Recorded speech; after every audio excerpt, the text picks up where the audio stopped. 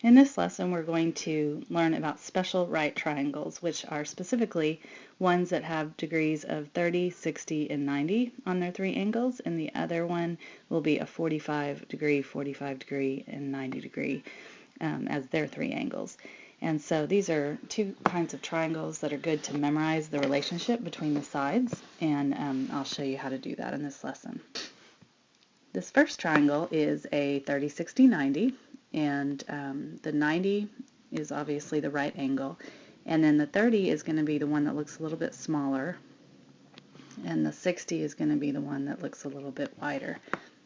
And what we're going to do is we're always going to name the legs and the hypotenuse so that we can make the proper relationships between the sides. And so across from the 30 is the shorter leg of the two legs. Remember, the legs make the L shape around the right angle, and so that one will be a shorter leg and this one will be a longer leg. So always label them right off the bat. And then the hypotenuse is always across from the right angle. So even if this thing is rotated and turned and flipped, you should always label where is the short leg, long leg, and hypotenuse to get started. Then there's a relationship between the sides that is always the same no matter how large this 30, 60, 90 triangle is. And so what the relationship numbers that you want to remember is from short leg to hypotenuse, the relationship between these two sides is always going to be the number 2. And then the relationship between the short leg and long leg is going to be a relationship of square root of 3. And then I don't make a relationship between the long leg and the hypotenuse because you can always get to the hypotenuse and the long leg through the short leg. So we're going to just memorize those two numbers, the 2 and the square root of 3, and which corner to put them on. And this will make more sense when I give you examples, but just for the sake of talking about it, if you know something about the short leg, you know the length of the short leg, then you can get to the hypotenuse and find out its length by multiplying by this key number, number 2. And because the short leg times 2 always makes the hypotenuse on these kind of triangles. Now, if you're going the other direction, where maybe you know the hypotenuse and you want to get to the short leg, then you would still use the number 2, but you would just divide by 2. Which makes sense because you're getting from a longer side down to a shorter side, so you would divide by 2 instead of multiply by 2. So the number 2 is important on that corner because it gets you from one to the other either by multiplying if it's getting bigger or dividing if it's getting smaller. And you can tell by the length of the sides if it's getting bigger or smaller. And the same thing works on the other corner. If we know the short leg and we want to find out what the long leg is, since the short leg is shorter than the long leg, we're getting bigger, and so we would want to multiply by this key number. So we take the short leg side and multiply by square root of 3, and that would give us the long leg side. And then vice versa, if you already know the long leg side and you want to find out what the short leg side is, then you would you're getting smaller, so you would divide by this key number, square root of 3. And so if you're going from shorter to longer, you multiply by square root of 3. If you're going from longer to shorter, you divide by square root of 3. So if you can just memorize those two numbers, you can get from any side to find out what the missing sides are. Our second triangle that we need to memorize is the 45, 45, 90. This one's even easier because the 90 degrees is here. These two sides are congruent, and that also makes these two angles congruent. This is a 45 degree and a 45 degree. So this is called a 45, 45, 90. And because the legs are congruent, we don't have to call them short leg and long leg. We can just call them leg and leg because they're going to be the exact same number.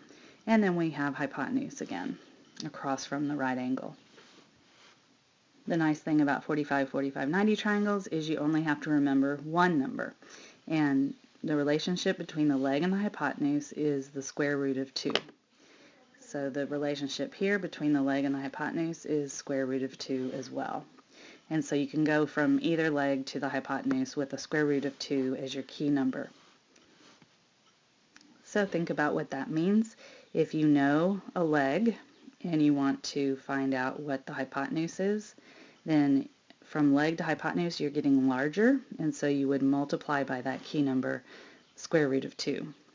And then vice versa, if you know the hypotenuse and you're trying to get to a leg, then you would divide by square root of 2 because you're getting smaller. And same thing goes on the other end. If you're going from this hypotenuse to this leg, you would also divide by square root of 2, and if you're going from this leg to this hypotenuse, you would multiply by square root of 2. And then if you know one leg, you know the other leg because those are always equal. So the key numbers that you need to remember are 2 and square root of 3 on a 30, 60, 90. And for a 45, 45, 90, you only have one key number to remember, which is square root of 2. So our first example asks us to find sides x and y, or those missing values x and y. And what we have is a right angle in the corner here, and we have a 30-degree angle. And so that means the other one must be a 60-degree angle. There's no other choice there because the three angles together have to add to 180 on any triangle. So 90 plus 30 plus 60 equals 180. So when you see a right angle and a 30 or a 60, you know the other one has to be the 30 or the 60 to match it. So what we've got going on is a 30, 60, 90 triangle, and so now we can label our corners appropriately. Now this one's turned from our original picture on the previous slide, but that's okay because once you label it, everything will fall into place. So across from the right angle is always going to be your hypotenuse. Across from the smaller angle is always going to be your shorter leg, and across from the bigger angle of the two, out of 30 and 60, the bigger angle across there is the long leg. And you can kind of tell that the short leg is shorter than the long leg in this picture. And the hypotenuse is always the hypotenuse. It's across from the right angle. There's no choice on that one. Now all we need to do is put our corners on that have the relationship number that we need, that key number. And so the relationship number between the hypotenuse and the short leg is a 2. And the relationship number between the short leg and long leg is a square root of 3. And so those are just numbers that you memorize, and you memorize where to put them. The 2 will always go where the 60-degree angle is. The square root of 3 will always go where the right angle is, and you'll never put anything by the 30-degree angle. So if that helps, just figure out a way to memorize that. So you always have to start with the side that you know, and the side that we know is that the hypotenuse is length 8. So we need to go from hypotenuse around that corner to the short leg. And the relationship number is a 2. And since we're going from a longer side down to a shorter side, we need to divide by 2. So 8 divided by 2 is 4. So now we know the short leg. Then to go from the short leg over to the long leg, we're getting bigger going from short leg to long leg, and so we need to multiply by square root of 3. 4 times the square root of 3, there's not a whole lot you can do with that, so this side is just called 4 times the square root of 3. Sometimes you can simplify it some kind of way, but this is just going to stay as is. So because we were going from shorter to longer, we had to multiply by our key number on that corner. And now we have the three sides of the triangle. We didn't have to do trigonometry or anything complicated to get this. It's just a memorizing of these two corner numbers, and that completes the problem. So you can see we have our three sides highlighted here.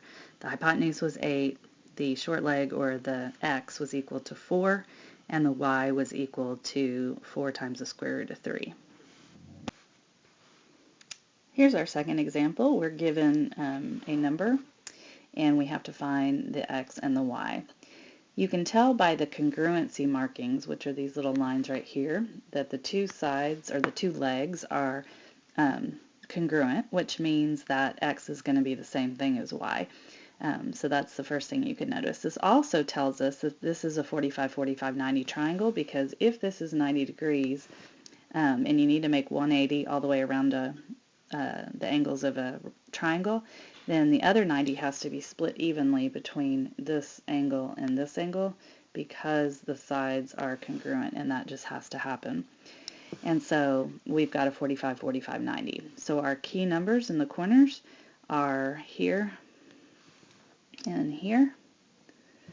And the key number for 45, 45s is square root of 2. So if we know that this, first we should label our sides. This is the hypotenuse. These are the legs. And when we look at what the hypotenuse is and we're going towards a leg, well, it's going to get smaller because the hypotenuse is the longest of the three sides all the time. So the hypotenuse down to the leg will be getting smaller, which means we need to divide the 3 by the key number square root of 2. I'm glad this happened because this is a situation where usually they would like you to rationalize the denominator. They don't like irrational denominators, and square root of 2 is an irrational denominator. And so if you've never done this before, let me show you how to rationalize the denominator before we put the final answer down. The way that you're going to get rid of the square root on the bottom of the fraction is to do a trick of multiplying by 1, except you're going to use a particular 1, which is square root of 2 over square root of 2. That is equal to 1, because anything over itself is equal to 1. And we chose that particular form of 1 because that will end up getting rid of the radical out of the denominator. And so if you multiply across the top, you get 3 times the square root of 2. And if you multiply it across the bottom, you get square root of 4. Well, square root of 4 comes out nice because that is a rational number called 2. So square root of 4 is 2. And then you have 3 square root of 2 over 2. That is considered to be a rational denominator, so we call this process rationalizing the denominator. And so we have rationalized the denominator with this little trick right here, and that is what you're going to write for the answer to y, or the leg. And if these two numbers were to ever be able to be reduced, the two that are not under the radical, you would try to reduce those as well, but in this case it can't be, but I just wanted to mention that. And that makes this other leg the same. It's also, the two legs are always the same on a 45, 45, 90, so this one is also the same amount. So that can happen on a 30, 60, 90 as well. If you ever have to divide by the square root of 3, you're going to have that same issue. So say we had 1 divided by square root of 3. You would want to rationalize the denominator in the same way by multiplying top and bottom by the square root of 3 this time, and that's what you would use to rationalize the denominator, and then that allows you to write 1 times the square root of 3 is square root of 3, square root of 3 times square root of 3 is square root of 9, but square root of 9 is just 3, and so you'd have square root of 3 over 3 as your answer if this was the original division that you had to do. So I just wanted to point out rationalizing a denominator because that kind of happens a lot in 45, 45, 90s and 30, 60, 90s. Hope that helps. Thank you.